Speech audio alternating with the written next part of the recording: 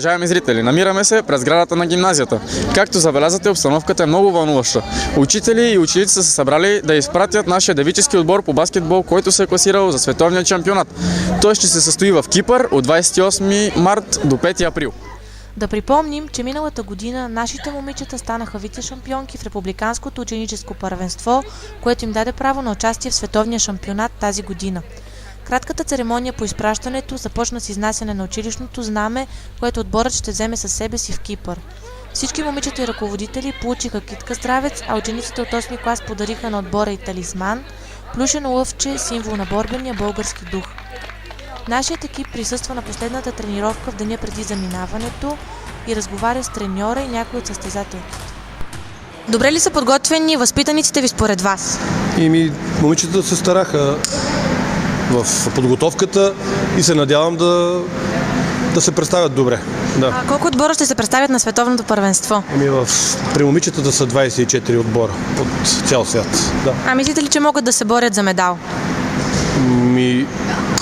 Надяваме се нещо, поне да се представим в най-добра светлина, обаче регламентът е такъв, че всяка грешка ще бъде в групата, се отразява на класирането. Може да се събрани в една група много силни отбори, а в друга много по-слаби отбори.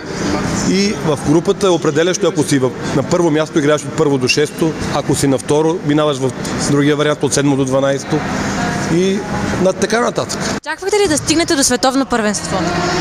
Точно не очаквахме, но се надявахме силно и искахме да станем много първи на републиканското за ученически отбори и станахме втори, но въпреки това успяхме да се класираме. Притеснени ли сте, как очаквате да се справите? Ние ще дадем всичко от себе си. Надявам се да се справим добре. До сега не сме имали срещи с отбори от други държави, като например Унгария и Словакия, но мисля, че ще сме на едно ниво и ще се справим добре. Има притеснение, поне малко притеснение във всички, но се надяваме да се представим много подобаващо за нас. И е нормално да сме притеснени, все пак е световно първенство и никога до сега не сме ходили.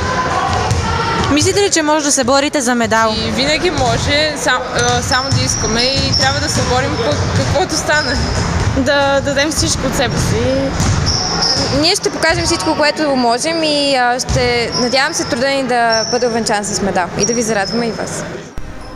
По регламент всеки отбор трябва да се представи с нещо традиционно за своята страна.